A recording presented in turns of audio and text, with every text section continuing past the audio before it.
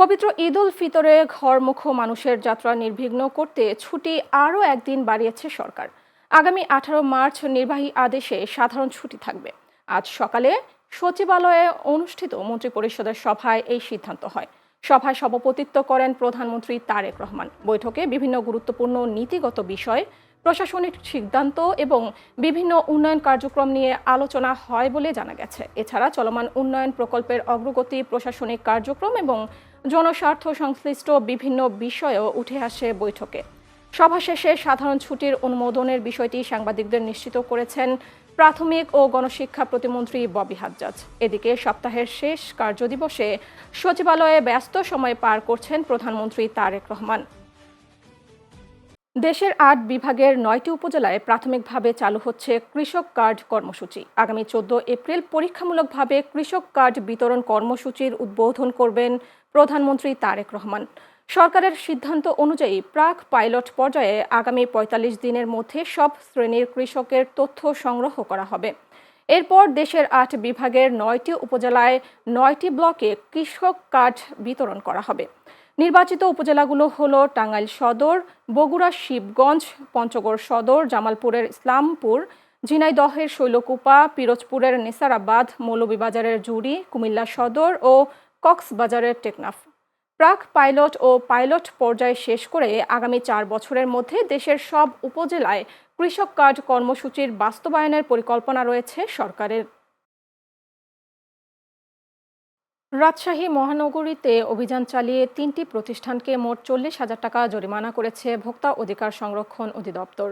বুধবার বিকেলে নগরের সাহেব বাজার এলাকায় এই অভিযান পরিচালনা করেন বিজ্ঞ মেট্রোপলিটন ম্যাজিস্ট্রেট মোহাম্মদ আতাউল্লাহ। অভিযানে দেখা যায় কয়েকটি প্রতিষ্ঠানে ভোক্তা অধিকার সংক্রান্ত নানা অনিয়ম চলছে। এ সময় ওজন কম দেয়া এবং একটি পণ্যে বিএসটিআই অনুমোদন না থাকায় নবরূপ মিষ্টান্ন ভাণ্ডারকে 25,০০০ টাকা জরিমানা করা হয়। এছাড়া দই অতিরিক্ত মূল্যে বিক্রি করায় মৌচাক মিষ্টি ভাণ্ডারকে 10,০০০ টাকা জরিমানা করা হয়।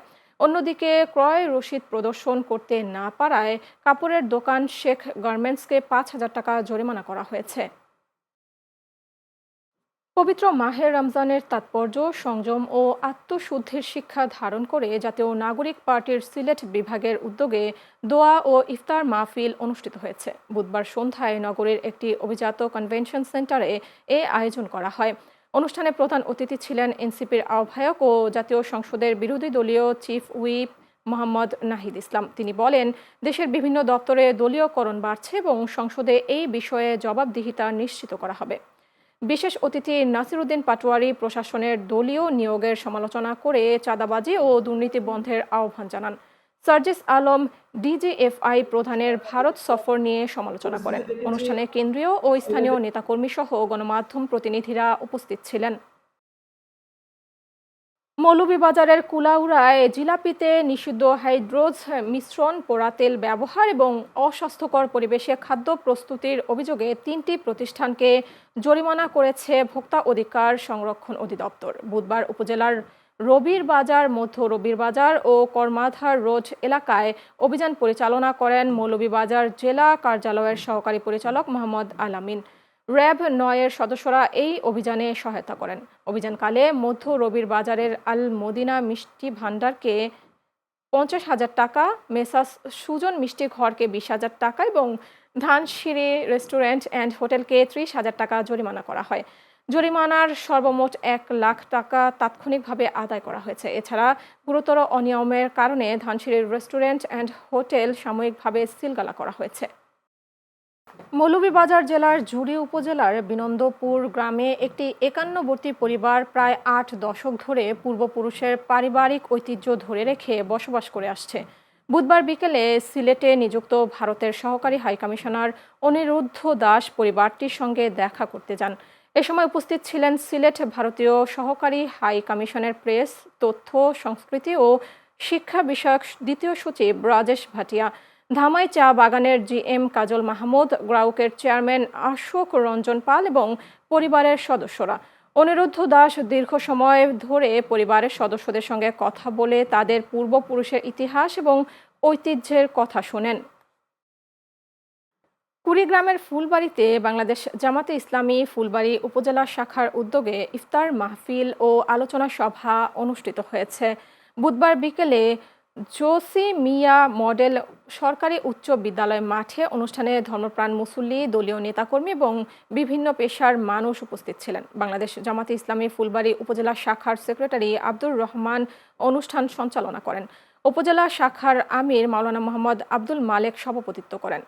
প্রধান অতিথি হিসেবে উপস্থিত ছিলেন কুড়িগ্রাম ১ আসনের সংসদ সদস্য অধ্যাপক মোহাম্মদ আনোয়ারুল ইসলাম। আলোচনা সভায় প্রধান আলোচক হিসেবে বক্তব্য রাখেন কুড়িগ্রাম জেলা শাখার সেক্রেটারি মাওলানা মোহাম্মদ নিজামুদ্দিন। আলোচনা শেষে দেশ ও জাতির কল্যাণে দোয়া ও মোনাজাত করা হয়। গোপালগঞ্জের টুঙ্গিপাড়া উপজেলার জোয়ারিয়া গ্রামে অনুষ্ঠিত হয়েছে ৪০০ বছরের ঐতিহ্যবাহী জামাই মেলা। ফাল্গুন মাসে শীতলা পূজার আয়োজনের অংশ হিসেবে প্রতি বছর অনুষ্ঠিত এই মেলায় জামাইদের উপস্থিতি এবং কেনাকাটাই প্রধান আকর্ষণ। ২ দিন ব্যাপী এই মেলায় জোয়ারিয়া গ্রাম উৎসব মুখর হয়ে ওঠে জামাই মেয়েদের আগমনে। দূর দূরান্ত থেকে আসা জামাইরা শ্বশুর বাড়িতে গিয়ে স্ত্রী ও আত্মীয়দের জন্য মাছ, মিষ্টি, মাংসসহ নানা ধরনের পণ্য কেনাকাটা করেন। মেলায় বিক্রেতাদের হাক ডাকে মুখর পুরো গ্রাম। আর জামাইদের মধ্যে চলে কে সবচেয়ে ভালো কেনাকাটা করতে পারবে তার প্রতিযোগিতা। এদিকে জোয়ারিয়ার ঐতিহ্যবাহী এই মেলায় উপস্থিত ছিলেন গোপালগঞ্জ ৩ আসনের সংসদ সদস্য SM জিলানী। তিনি মেলা কমিটির সঙ্গে শুভেচ্ছা বিনিময় করে মেলার ঐতিহ্য ধরে রাখার জন্য এবং আইন শৃঙ্খলা নিয়ন্ত্রণে সহযোগিতার আশ্বাস দেন। অবৈধ মাটি কাটা এবং পরিবেশ রক্ষায় জিরো টলারেন্স নীতি ঘোষণা করেছেন ফেনী ১ আসনের নবনির্বাচিত সংসদ সদস্য মুন্সি রফিকুল আলম মজনু।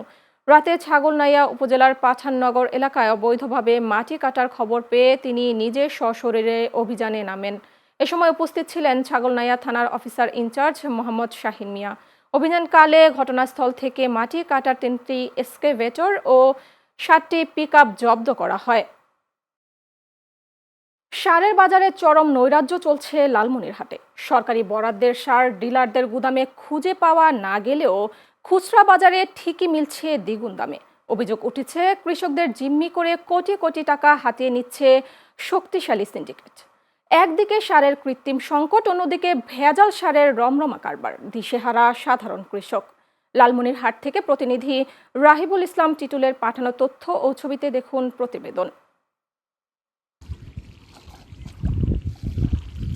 বড় আবাদের ভরা মৌসুমে ডিলারদের কাছে গিয়ে সার পাচ্ছেন না কৃষক, কিন্তু সেই সার বাড়তি দামে মিলছে খুচরা বাজারে। ১,৩৫০ টাকায় যে সার সহজেই পাওয়ার কথা, ফসল বাঁচাতে সেই সার কিনতে হচ্ছে ২,২০০ টাকায়। বিসিআইসি ও বিএডিসির ডিলার আর কিছু ক্ষুদ্র ব্যবসায়ীর কাছে জিম্মি হয়ে আছেন পুরো লালমনিরহাট জেলার কৃষকরা। সময় সার না পাইলে এখন কোন সময় সার পাবো? রোয়া তো নষ্ট হয়ে যাবে না, সার বগড়ে। আমার ২০ কেজি সারের দরকার, ডিলের ২০ কেজি সার দিতে পারে না। এখন বাইরায় আমি মূল্য দাম বেশি দিয়ে কিনি, তাতে আমার পোষায় না। আমরা যদি ২০ কেজি সার অন্য দোকানে কিনি, ১৫০ টাকা উড়িয়ে ধারা আমাদের কাছে নেয়। খুচরা সার ১৫০ টাকা ধারার দরে নেয়। আমাদের ২০ কেজি সারের দরকার, আমি একটা বস্তা ১৫০০-১৬০০ টাকা দিয়ে কিনে নিয়ে কী করব? কৃষি সম্প্রসারণ অধিদপ্তর বলছে বাজারে সারের সরবরাহ রয়েছে পর্যাপ্ত পরিমাণে। বাড়তি দাম নেয়ার সুনির্দিষ্ট অভিযোগ পেলে নেওয়া হবে কঠোর ব্যবস্থা। এখন আসলে সারের তো কোনো কালেই সংকট ছিল না, যেটুকু হয়তো অনেকে হয়তো অনিয়ম করে টুকটাক, এটা হয়তো শতভাগ আমরা হয়তো নিয়ন্ত্রণ করা যাচ্ছে না, কিন্তু আমাদের চেষ্টার কোনো ত্রুটি নেই। কেবল আশ্বাসের বাণী নয়, কৃষক বাঁচাতে ন্যায্য মূল্য সার সরবরাহ নিশ্চিত করবে কর্তৃপক্ষ, এমন প্রত্যাশা লালমনিরহাটের ভুক্তভোগী কৃষকদের। Abu Naim Shah, channel S news desk.